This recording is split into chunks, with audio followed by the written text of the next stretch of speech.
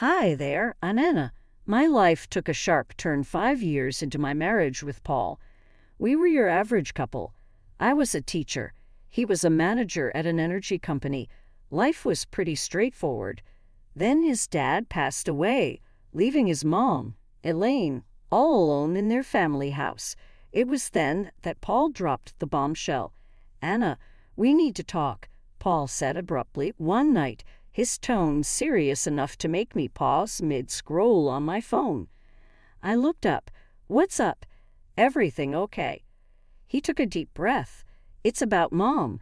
She's alone in that old house since Dad passed. I think we should move in with her." I felt my stomach drop. Move in with Elaine? She and I were like oil and water. "Paul, are you serious? You know Elaine and I barely get along." He leaned against the kitchen counter, his expression firm. "I know, but she's my mom, and she's struggling. Plus, we're just burning money on this rented apartment." I sighed, running a hand through my hair. "But this is our space, our home. Moving in with your mom is a whole different ballgame." Paul's voice took on a pleading edge. "Please, Anna, it's not just about the space. It's about family. Mom needs us." I bit my lip, feeling cornered. "Your mom needs us, or you need your mom." He frowned. "That's not fair, Anna. It's not like I'm asking you to live in a dump.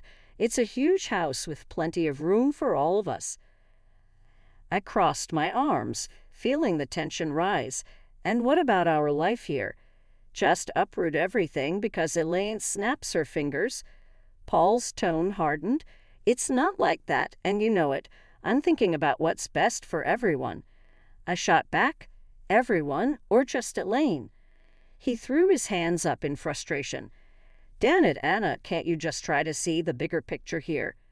I glared at him. "I'm looking at the bigger picture, Paul. Our life, our independence, not just playing happy families in that gloomy old house of hers." The argument went in circles, but eventually I caved. For Paul. For the sake of peace, but deep down, I dreaded every bit of it. Moving day came, and it was as uncomfortable as I imagined. Elaine's house was this imposing old structure with rooms that echoed and a constant chill in the air. Elaine greeted us with a stiff smile. "Welcome to my home. I expect you to respect my ways." I forced a smile, trying to keep the peace. "Of course, Elaine.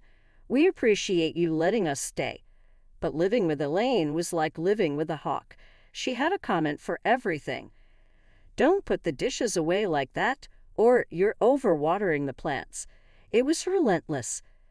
One night, after a particularly harsh critique on my cooking, I exploded to Paul in our room. "I can't do a damn thing right for your mother. It's like living with a drill sergeant." Paul rubbed his temples, looking equally frustrated. "Anna, just give it time. She's old and set in her ways." I threw my hands up. "Great, so we just tiptoe around her till the end of time." He didn't have an answer, and honestly, neither did I. This house, with its constant surveillance and Elaine's scrutinizing eyes, was suffocating. Life in Elaine's house was turning into a daily grind. Just when I thought I could handle it, Paul dropped another bombshell. It was a lazy Sunday afternoon, and I was trying to find some peace in the garden when he came out. "Anna, we need to talk," Paul said, leaning on the garden gate. I looked up, feeling a knot in my stomach. "What now, Paul?" He took a deep breath. "I think you should quit your job and stay home. We're spending a fortune on a nurse and housekeeper for Mom. It makes more sense." I stood up, anger rising. "Quit my job, Paul. I love teaching. It's not just about the money." He ran his hands through his hair, his tone getting edgy. "I know, but think about it. It'll make things easier around here." I shook my head, disbelief washing over me. "So what? I just become a full-time maid and nurse? That's not the life I want." Paul's voice rose. "It's not about what we want, Anna. It's about what's practical. My mom needs us." I glared at him. "No, your mom needs you. I didn't sign up to be her caretaker." He shot back. Well, things change, Anna. We need to adapt. Adapt. That word felt like a slap. I loved my job, my independence. This wasn't adapting. This was sacrificing. You know what, Paul? Fine, I'll do it, but don't expect me to be happy about it. He sighed, a look of relief crossing his face. Thank you, Anna. It means a lot. But it didn't feel like a victory. It felt like I was losing a part of myself. Quitting my job was hard, but the days that followed were harder. I was now a full-time housekeeper, nurse, and cook. Elaine, as always, had her 2 cents to add about everything. Those curtains need a wash, she'd say, or the soup is too salty. It was endless. One day, I snapped. Elaine was criticizing the way I ironed her clothes, and I couldn't take it anymore. Elaine, can you just stop? I'm doing my best here. She looked taken aback. Well, I'm sorry if I have standards, Anna.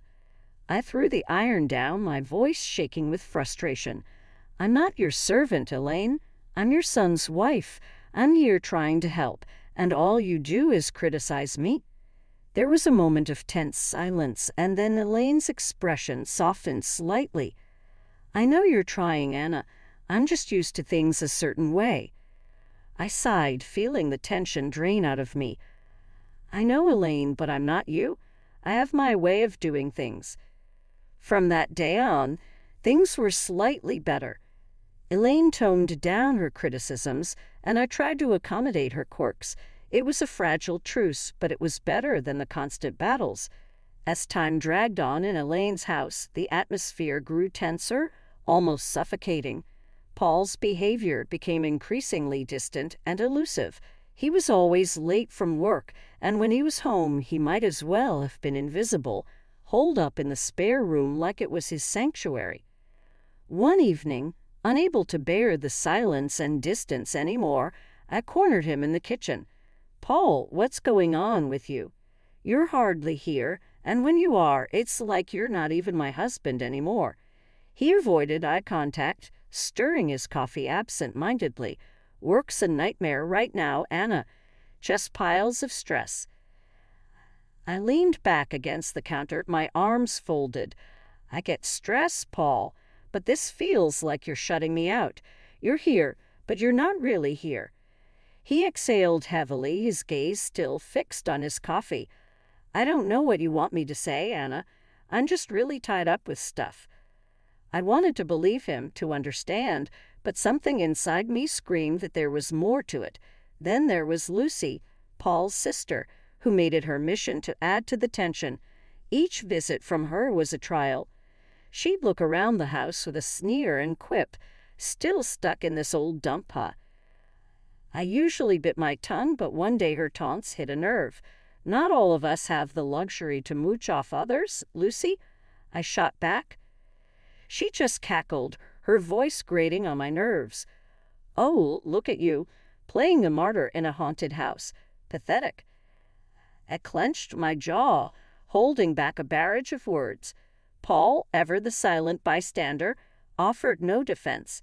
His silence was like another jab, another confirmation of the growing gulf between us. The biggest shift, however, came with Elaine.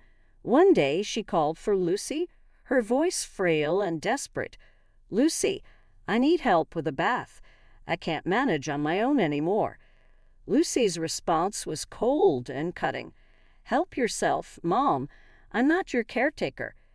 Elaine broke down in tears, and my heart couldn't take it. Despite our rocky history, I couldn't leave her in that state. I helped her with the bath, and something between us changed that day.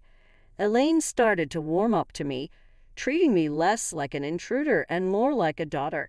It was a welcome change, but it also highlighted how far Paul and I had drifted apart. The house felt colder, emptier, despite Elaine's newfound warmth towards me. The walls seemed to echo with the growing silence between Paul and me, a chasm that seemed to widen with each passing day. The chill in our home grew colder each day. Paul's late nights at work became a norm, and our conversations turned into mere whispers of their former selves. It was during one of these fleeting interactions that Paul dropped a new piece of news that would add to the growing pile of secrets and lies. "Anna, I got an apartment near work," he said nonchalantly, as if he was talking about the weather. I almost dropped the dish I was cleaning. "An apartment? Why on earth would you need that?" He leaned against the door frame, avoiding my gaze. "It's just practical, Anna. Saves me the commute, especially with the late nights." I felt a surge of anger and confusion. "And you just decided this without talking to me? What are we, roommates now?" He shrugged, his indifference cutting deep. "I thought you'd be happy. Less stress about me coming home late." I shook my head, disbelief coloring my tone. "Happy, Paul? This feels like you're living a double life. What's next? You'll tell me you have a second family there?" He sighed, rubbing his forehead.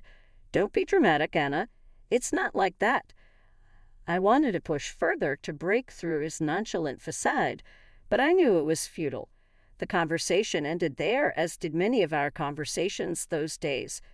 The true shock came a few days later in a candid conversation with Elaine. We were in the living room, sharing a rare moment of calm, when she suddenly said, "You know, Paul didn't buy that apartment with his money." I looked at her, puzzled. "What do you mean?" She hesitated, then continued. "He used my savings. He said it was an investment. He even put it in my name." Felt my heart sink.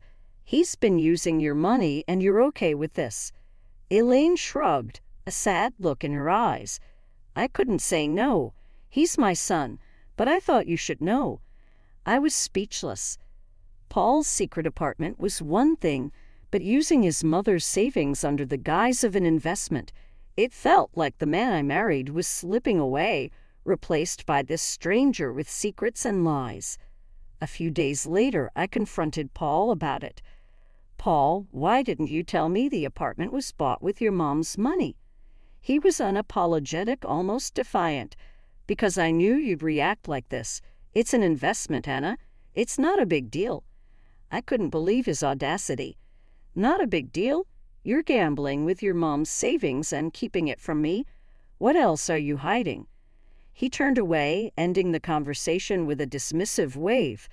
"You wouldn't understand, Anna. It's business." Business. That word felt like a chasm between us, an excuse for everything that was going wrong in our marriage. Living in Elaine's old, dreary house was taking its toll on me.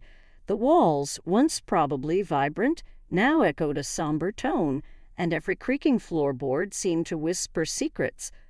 One day, I just couldn't take it any more. "Elaine, have you ever thought about renovating the house?" I asked over breakfast. "It could use some freshening up." Elaine looked up from her tea, surprised. "Renovate? I haven't thought about it in years. It's such a big task." I nodded, feeling a spark of enthusiasm. "I know, but it could really brighten up the place. Maybe just start with a new coat of paint or some new wallpaper." Elaine considered it for a moment. "Well, I suppose it wouldn't hurt to bring some new life into this old house. But are you sure you're up for it?" I smiled, eager for a project. "Absolutely. It'll be a good change." And so it began. I threw myself into the renovation, painting walls, choosing wallpapers, and even attempting to restore some of the old furniture. It was hard work, but it felt good, like I was breathing life back into the house and, in a way, into myself. One day, while I was up to my elbows in paint, Paul walked in. He looked around, his expression one of shock and disbelief. "What the hell, Anna? What are you doing to my mom's house?" Stood up, wiping the sweat from my brow. "I'm renovating, Paul. Like I told Elaine, it's time this place got a little love and care." Paul's face reddened. "You had no right to start changing things without asking me. This is my family home, not some DIY project." I felt my temper rise. "Your home? When was the last time you even cared about this place, Paul? I'm doing something good here." He took a step closer, his voice rising. "You're overstepping, Anna. You always do this. Take control and push everyone else aside. I stared at him, incredulous. Take control? Paul, I'm trying to make this gloomy place livable. Maybe if you spent more time here, you'd see that. Before Paul could retort, Elaine walked in. What's all this noise about? Paul turned to her. Mom, did you know about this? About her changing the house. Elaine looked from me to Paul, then back again. Yes, I did. I'm glad she's doing it. This house needed a change, and Anna's doing a wonderful job. Paul looked like he'd been slapped. But it's our family home. Elaine cut him off, her tone firm. It's my home, Paul, and I want this. Anna has every right to do what she's doing. Paul stormed out of the room, leaving me and Elaine in an awkward silence. I felt a mix of victory and sadness. The house was transforming, but the gap between Paul and me seemed to only grow wider. The day Elaine suffered her stroke, our world turned upside down. I was there, witnessing her sudden decline, her words slurring, her body weakening. Panic gripped me as I called for help, my voice quivering with fear. In the hospital, the grim reality set in. Elaine needed constant care. I looked to Paul for support, but he was distant, his eyes void of the concern I expected to see. Anna, I can't deal with this. I have enough on my plate, he said, his voice cold. I was stunned. You can't deal with this, Paul. She's your mother. He shrugged, his response cutting like a knife. Yeah, and she's been a burden for years. This is just the cherry on top. I couldn't hide my disgust. She's not a burden, Paul. She's family. She needs us. His laugh was bitter. Us? No, Anna, she needs you. I've got other things to handle. I was left speechless, my respect for him sinking. Took it upon myself to care for Elaine. It was hard, watching the once strong woman confined to a bed, dependent for every little thing. As I became Elaine's primary caregiver, Paul's visits grew rarer and his indifference more apparent. His visits were short, his conversations with Elaine brief and superficial. Then Lucy came. I overheard them in the living room, their words like venom. We should start thinking about the will, dividing the assets, Lucy said, her voice devoid of any emotion. I burst into the room, fury coursing through my veins. How can you be so heartless, discussing her will right in front of her? She's still here. Lucy smirked, her words sharp. Oh, look who's talking. The saintly daughter-in-law. This is our family's matter. Stay out of it. Paul chimed in, his voice laced with cynicism. Anna, just drop it. It's practical to plan these things. No use pretending she's going to bounce back. I was aghast at his cruelty. Practical. She's your mother, Paul. How can you be so callous? He shrugged, his reply cold and detached. Life's callous, Anna. Better get used to it. I turned away, my heart heavy with disgust. In the following weeks, I dedicated myself to Elaine's recovery, and to my surprise, she showed signs of improvement. Her fingers twitched, her speech cleared, she even managed a few steps. It was a miracle to me, but a nuisance to Paul and Lucy. Their true colors were now vividly clear. Their mother's plight was nothing more than an inconvenience, a hurdle in their path to inheritance. The betrayal stung deep, not just as a daughter-in-law, but as a human being. Life had settled into a grim routine. Elaine's health was a constant roller coaster, with small victories overshadowed by the looming fear of the worst. Then it happened, another stroke, this time more severe. The call from the hospital felt like a punch to the gut. Elaine didn't make it. The funeral was a somber affair. I stood beside the grave, my heart heavy, watching as people paid their respects. That's when Paul arrived, and with him, a woman I didn't recognize and two small kids clinging to her hands. Who's she? I whispered to myself, my eyes fixed on the unfamiliar woman. Paul approached, his expression unreadable. Anna, this is Carol, my wife, and these are our kids. I felt like I had been slapped. Your wife? When did this happen? He shrugged, a coldness in his voice. A while ago. It's none of your business, Anna. I was speechless, my mind reeling. How could he, and during all this time with Elaine? Lucy was there too, her usual sneer in place. Finally showing your true colors, Anna. Playing the grieving daughter-in-law. It's a bit late for that. I glared at her, my voice laced with contempt. I was here for Elaine when you both abandoned her. Don't you dare judge me. Paul interjected. Let's just get this over with. We have other matters to discuss. After the funeral ended and the gathering moved to Elaine's house for the will reading, Paul and Lucy were like vultures, eagerly awaiting their share. The lawyer began reading the will, and that's when the bombshell dropped. Everything, the house, the money, all of it was left to me. Paul's face went from smug to shocked. What the hell? This can't be right. Lucy was fuming. She was our mother. How could she leave everything to this nobody? I stood there, stunned, not sure how to feel. Happy, vindicated. It all felt hollow. Paul turned to me, his voice filled with accusation. You manipulated her, didn't you? Turned her against us. I shook my head, disbelief and anger mixing in my voice. I did nothing but care for her, which is more than I can say for you. The lawyer intervened. Elaine was very clear in her will. Lucy was seething. This is not the end. We'll contest this. There's no way we're letting her get away with this. As they left in a huff, I stood there, alone in the house that was now legally mine. The walls that had witnessed so much pain, betrayal, and love. I looked around, feeling the weight of Elaine's last act of kindness and the burden of a broken family's scorn. The house felt different now, like it was echoing with Elaine's last wishes.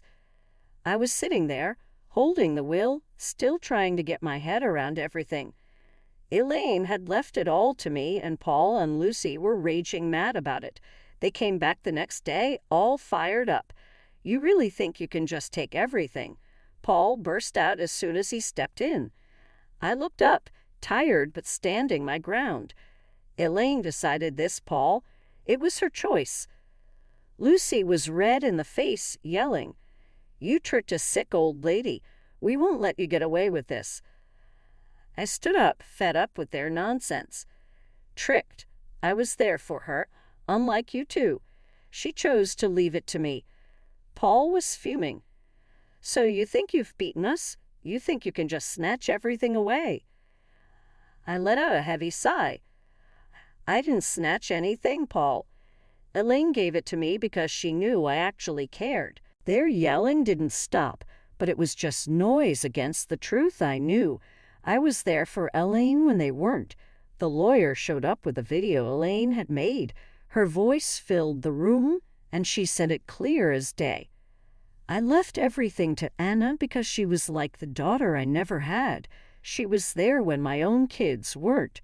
She deserves it all. The room went quiet. Paul looked like he'd been punched in the gut, and Lucy started crying, finally realizing what they had done. After that, Paul and Lucy left, and all their threats just fell flat. I was alone in the big house, surrounded by the past and thinking about the future. I decided to divorce Paul. It was tough, but it had to be done. He and his new family had to move to a rental place. Lucy had her own mess to deal with. Her debts and bad choices were catching up to her. As for me, I was standing in my new house, feeling sad but also kind of excited. Elaine's will wasn't just about the house and money. It was like she was telling me to be strong and make my own way. I decided to start over, use what Elaine left me to build something new for myself. The house, once a reminder of tough times, was now a